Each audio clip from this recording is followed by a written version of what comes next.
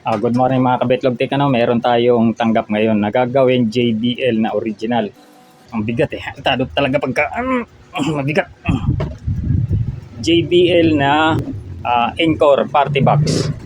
Sabi ng customer, ang issue daw nito na stock siguro may isang buwan. Tapos nung nag-charge pa naman siya, tapos nung hinugot, diretso patay. Tingnan natin, saksak natin. Nag-spark. Tapos hindi na raw siya nag-charge, wala na rin. So wala, hindi siya nag-open. Kanina, pagsaksak natin, nag-spark, ibig sabihin tumatanggap siya ng kuryente. Nabuksan na lang natin siya. Tingnan natin kung ano naging sira niya. Parang wala rin siyang power ngayon.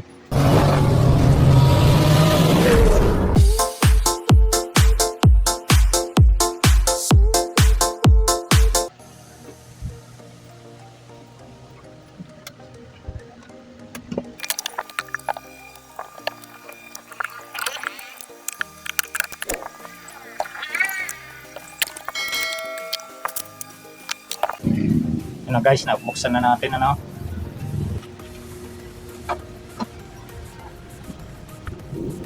Ang liit lang guys ng amplifier IC niya. Gusto ko sanang tignan eh.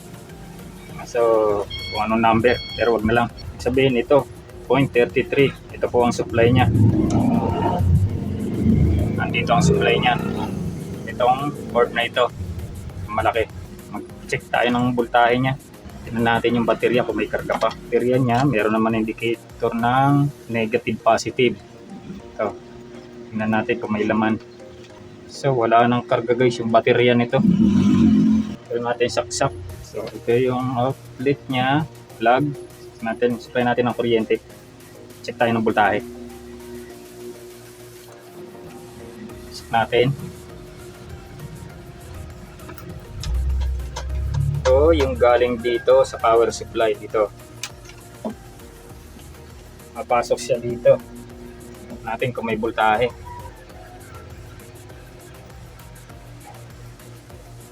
Meron may 22 volts siyang pumapasok papunta rito. Tapos papasok yan papunta rito. Tignan natin kung mayroong negative positive. Dito naman 2.2. Sabi may pumapasok na kuryente sa kanya. Tanggalin natin yung baterya guys. Hindi na nagkakarga.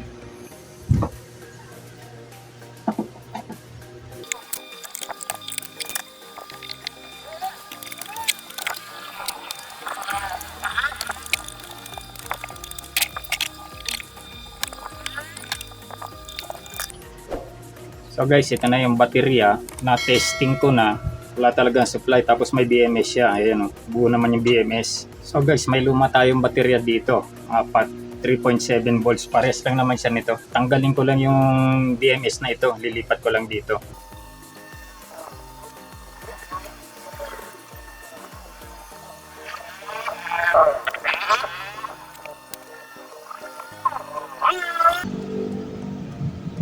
Pang testing lang natin to guys. Tingnan natin kung nagkaroon na siya ng kuryente rito. So ito na. Stop natin. Tapos dito. Ayan, meron na siya 2.5 pero mababa na. Dapat 3.6 o 3.5 man lang ang voltahe niya. Mahina na rin yung baterya nito. Try na natin salpak.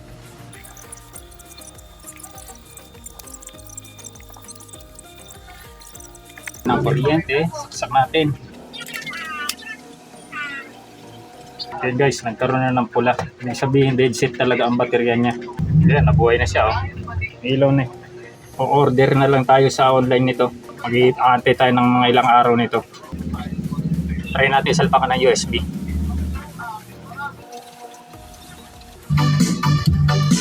Yun. Tumunog na siya guys Ayan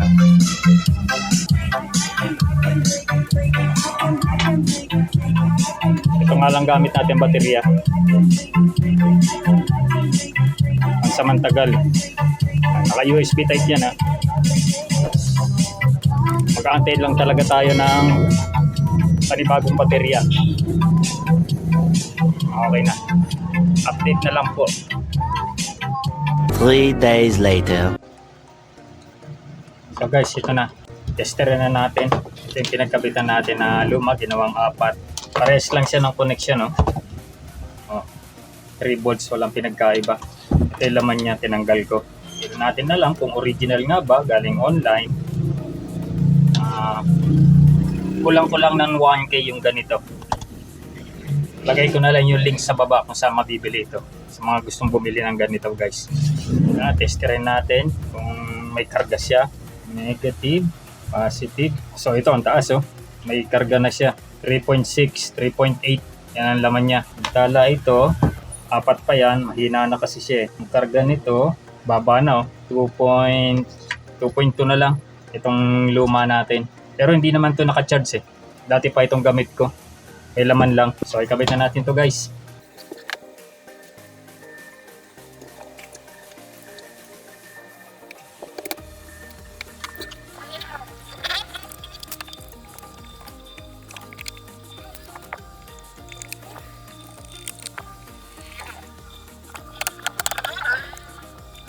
Tignan natin kung magcha-charge na siya.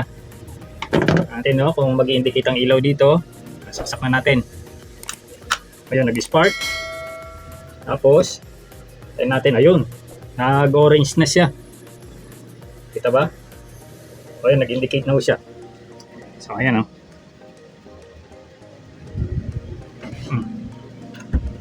Kita ba? May orange, tapos ito naglalaro, ito yung pinaka-baterya niya eh. Pag umano siya mapuno, ibig sabihin, hindi na magaganon, full charge na siya. Testing po natin guys. USB lang gamit natin ha. On muna natin. Play.